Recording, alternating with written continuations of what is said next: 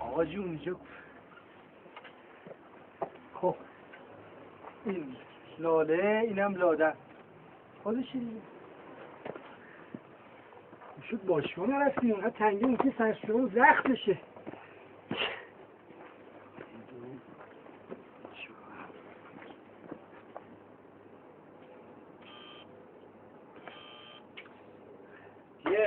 سلام علیکم ببخشید منزل شکوه خانوم شما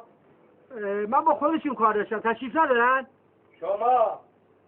من اسمم بهبوده پسر عزیز آقا به خودشون بگین از آشنای قدیمی عزیز آقا به جا میارن تشریف ندارن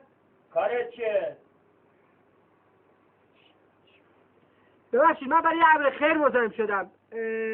اگه خودشون هستن من به صورت مستقیم با خودشون صحبت کنم بهتره خودشون نیستن من برای البته خواستگاری و این چیزا اومدم یعنی شما نگران نکنید خودتون امر خیره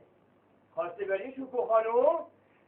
اگه خودشون هستن من 2 کلمه باشون صحبت کنم همه چی حل میشه هستن یا نیستن واسه اومدم دست شما در نکنید فرمایش سلام علیکم آقا